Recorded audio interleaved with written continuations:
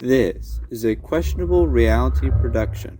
Hello, I'm Zener Crowns, and this is AP Post History. Now let's get started. Today we'll be covering topic 6.4, the return of the Latvian government. This is our final topic of post history, or at least that's what the Collegiate Council has led us all to believe. Though I have no clue what the Collegiate Council would attempt to squeeze another unit out of anyways. So, despite the founding of the Collegiate Council, the world remained a jumbled and divided mess of nostalgia. Shockingly. Well, it seemed a great cataclysmic war was brewing and just around the corner. In fairness, people forewarn of such an occurrence every other year, really. A true and right direction of the world had fallen away, and even in this apostate time, an apocalypse would be a welcomed occurrence. So long as this apocalypse left the given society alive. Now, let's take a bit of a detour here and go over to what would be New York on the other side of the Atlantic. The former European lands were a collection of thriving island nations in the year 1853 PQS, and they found themselves under the complete captivation of the ancient southern elongated Arizona. In fact, in the same vein of the naming convention, they called themselves the Islands of New York across the Atlantic, or Inya. Life among the Inya was not particularly remarkable, or worth your study time for that matter, save the account of Captain Kangaminus. Kangaminus was a fisherman by trade, and a fairly substandard one at that, barely making his ends meet. But one night, after a long day at sea, Kangaminus gave in to his sleepy desires and awoke to what only could be fathomed as a dream. He found his boat resting on a busy highway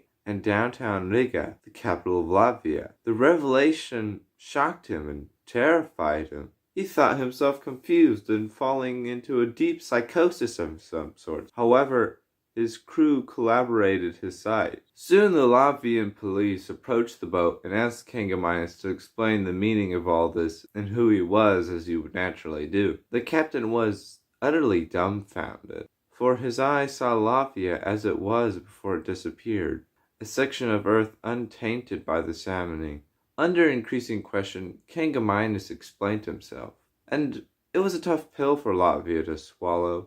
Almost 2,000 years of post-history had transpired while they were simply out of existence. They could not explain their disappearance, but they pledged themselves to the restoration of the fallen pre-apocalyptic society. In fact, let's turn to the History Makers segment, where Mayor Eagles Livitz of Riga addresses people's concerns and announces their new direction. It seems we have been removed from this earth, and during our absence great confusion and degradation has occurred. Our fellow men are lost and shepherdless, but I believe we stand to correct such an error. We shall bring about the normalization and herald in a new era, a return to the years AD. Let us unite the world under the lost United States. Inya, from finding Latvia, suddenly became a very powerful nation, but with a determined goal for peace.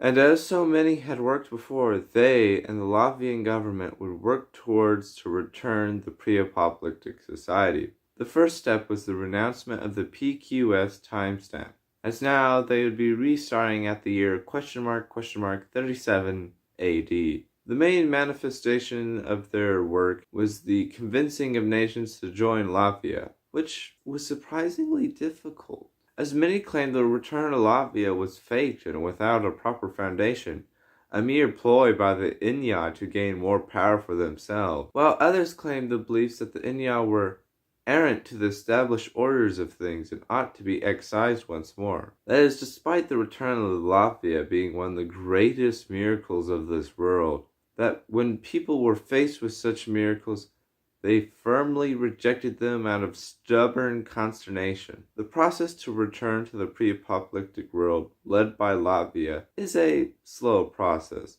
but an ongoing one, with significant strides being made despite hateful attacks against its mission.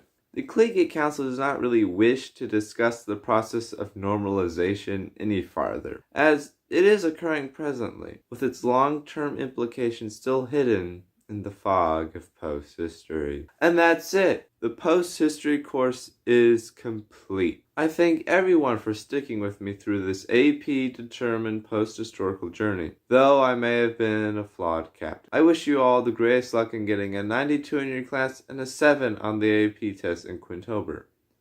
And I of course suggest subscribing and liking this video to see what is coming next. Alright, Center Crowns, checking out.